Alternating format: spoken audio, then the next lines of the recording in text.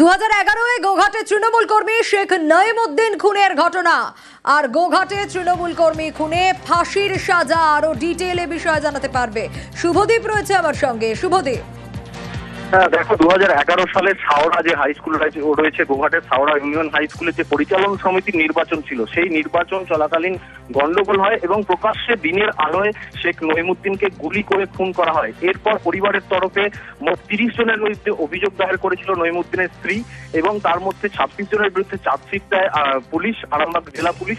এবং এরপর এদিন মোট 19 জনকে দোষী সাব্যস্ত করে একজনের ফাঁসির সাজা দিয়েছে। মূল অভিযুক্ত যে বলদেব পাল, সেই সময় সিপিএম কর্মী ছিলেন বলে পরিচিত, সেই বলদেব পালকে ফাঁসির সাজা দিয়েছেন বিচারক এবং বাকি 18 জনকে যাবজ্জীবন কারাদণ্ডের নির্দেশ দিয়েছে। এবং এই রায়ে স্বাভাবিকভাবেই প্রায় 14 বছরের আইনি লড়াইয়ের পর এই দৃষ্টান্তমূলক সাজা দেওয়া হয়েছে অভিযুক্তদের। এবং এই রায়ে স্বাভাবিকভাবেই মৃত যে তৃণমূল কর্মী শেখ নঈমুদ্দিনের পরিবার স্বভাবতই খুশি। এবং যদিও অভিযুক্তরা এই রায়ে খুশি নয়, তারা উচ্চ আদালতে যাবেন বলে জানিয়েছেন। সোনিয়া, বেশ।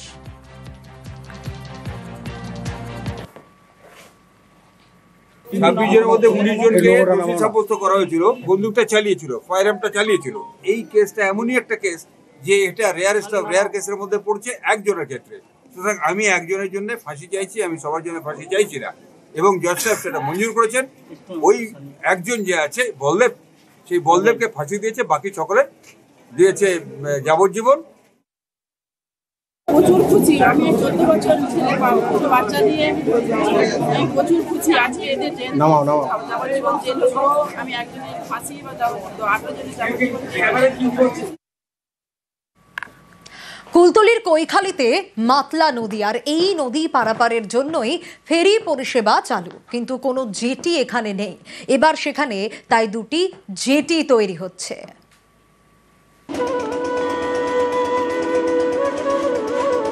দক্ষিণ 24 পরগনার কুলতলি, এখানে মাতলা নদী ঘেরা কৈখালি, একে সুন্দরবনের প্রবেশদ্বার বলে।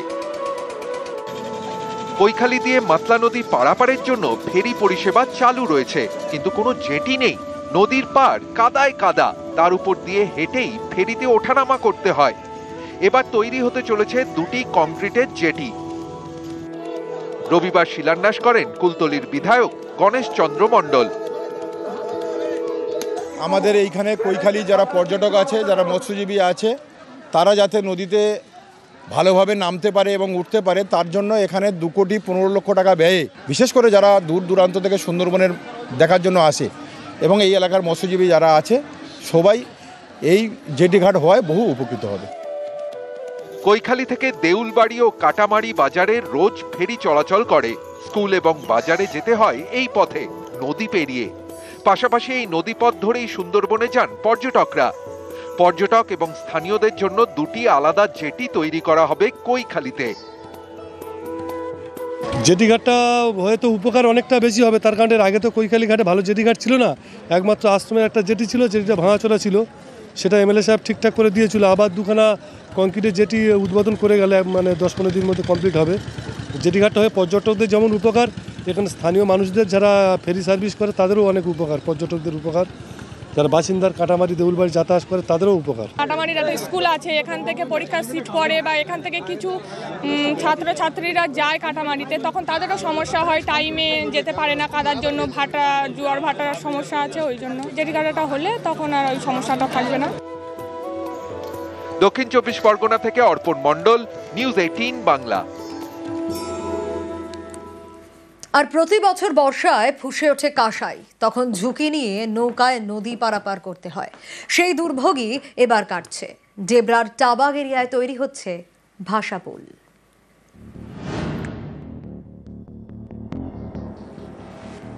নদীর বুকে পরপর নৌকা, এই নৌকার উপর দিয়ে তৈরি করা হয়েছে ভাষাপুল।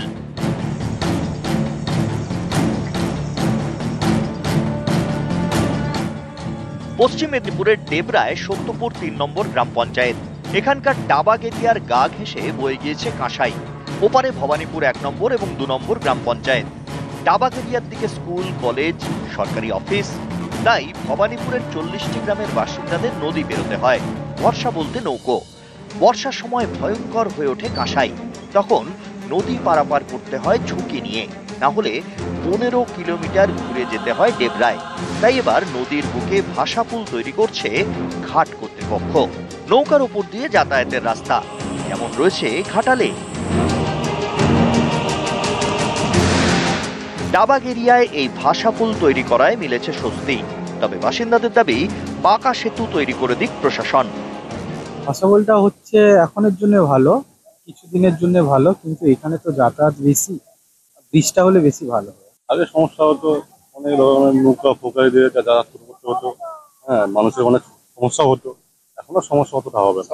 বর্ষা হয়, বর্ষা হলেই ডাবাগেরা ব্রিজ কাঁসাই নদী, সেখানে যদি জলে ডুবে যায়, যে বাঁধটা করা হয় টেম্পোরারি সেটা ডুবে যায় এবং ভেসে যায়। তারপরে কিছুদিন ওই বাঁশের পাটা দিয়ে ওখান দিয়ে গাড়ি ফাড়ি, ছোট গাড়িগুলো এবং মোটর বাইক এগুলো চালানো হয়। তো আমরা ডাবাগেরা ব্রিজের জন্য অনেকটা আমরা প্রসিড করেছি, ডিপিআর জমা হয়েছে, ল্যান্ড অ্যাকুইজিশনের অর্ডার হয়েছে, ও টাকার জন্য লেখা হয়েছে। 6.5 একর জায়গা ওখানে অ্যাকোয়ার করা হবে। ও ডাবাগেরা ব্রিজটা আমরা করবো, এটা আমরা দৃঢ় প্রতিজ্ঞ। ডেবরা থেকে দিগ্বিজয় মাহালি, নিউজ 18 বাংলা। নজর রাখবো এবার হাতির হামলা থেকে প্রাণ রক্ষা 3 জনের। ঢোলকোট গ্রামে হাতির মুখোমুখি 3, বাইক ফেলে পালিয়ে প্রাণে রক্ষা পেলেন তারা। পরে বন দপ্তর উদ্ধার করে 3 জনকে। দিন কয়েক থেকেই আমরা দেখছিলাম যে ঝাড়গ্রামে হাতির তাণ্ডব, আর ঝাড়গ্রামের একাধিক এলাকায় হাতির হানা। এবার 3 জন কোনো ক্রমে রক্ষা পেলেন, প্রাণে বাঁচলেন। ঢোলকোট গ্রামে ছবি দেখাচ্ছি, বাইক ফেলে রেখে তারা পালিয়েছেন, তার কারণ প্রাণে তো আগে বাঁচতে হবে। পরে বন দপ্তর উদ্ধার করে 3 জনকে। দিন কয়েক থেকেই আমরা দেখছিলাম ঝাড়গ্রামের মানুষজন রীতিমতো আতঙ্কিত এই হাতির তাণ্ডবে। বন দপ্তরই বা কি বলছে আরো ডিটেল এ বিষয়ে জানাবো, তবে তার আগে জানাই হাতির হামলা থেকে 3 জন কোনো ক্রমে প্রাণে বাঁচলেন। ঢোলকোট গ্রামে হাতির মুখোমুখি হয়ে গিয়েছিলেন 3 জন। ঠিক কি ঘটেছিল আরো বিস্তারিত এই বিষয়ে জানাতে পারবে রাজকুমার রয়েছে আমার সঙ্গে, রাজু রয়েছে আমার সঙ্গে। রাজু, কোনোভাবে প্রাণ রক্ষা হয়েছে 3 জনের। আমরা দেখেছিলাম গত কয়েকদিন ধরেই ঝাড়গ্রামে হাতির তাণ্ডব, বন দপ্তর কি বলছে? দেখো, প্রথমত বলে রাখি যে ঢোলকাটে যখন রাত্রেবেলায় এরা গাড়ি নিয়ে যাচ্ছিল, সে সময় মহিলা সহ 2 পুরুষ ছিল। হঠাৎই হাতির দল সেই রাস্তায় উঠে আসে এবং সেখানকার স্থানীয়রা বলছিল যে সামনে হাতি রয়েছে। তারপরেও তারা পেরোতে গিয়ে হাতির সম্মুখীন হয় এবং গাড়ি ফেলে কোনো ক্রমে পাশের একটি বাড়িতে গিয়ে আশ্রয় নিয়ে কোনো রকমের প্রাণে বাঁচেন তারা। ঘটনার খবর পায় বন দপ্তর এবং ঘটনাস্থলে বন দপ্তর গিয়ে সেই গাড়ি উদ্ধার করে এবং যারা আটকে পড়েছিল একটি বাড়ির মধ্যে তাদেরকে সেখান থেকে উদ্ধার করা হয়। ইতিমধ্যে গ্রামের মধ্যেও সকালে দেখা গেছে যে দিবালোকে হাতি তাণ্ডব চালাচ্ছে, সেক্ষেত্রে বন দপ্তর সেখানে গিয়ে সেই হাতিগুলোকে অন্যত্র সরাচ্ছে। কিন্তু প্রশ্ন একটা জায়গায় মানুষের ক্ষোভ বাড়ছে, কারণ হচ্ছে বারংবার এই এলাকায় হাতি ঢুকছে। সেক্ষেত্রে এই হাতিগুলোকে অন্যত্র সরাবার ব্যবস্থা কিংবা এই হাতির জন্য কোন রকমের কোনো ব্যারিকেড দেওয়া বা মানুষের নিরাপত্তার জন্য বিশেষ কোনো ব্যবস্থা নেওয়ার কোনো উদ্যোগ দেখা যাচ্ছে না বন দপ্তরের তরফ থেকে, জানিয়ে ক্ষোভ প্রকাশ করছেন স্থানীয় মানুষজন।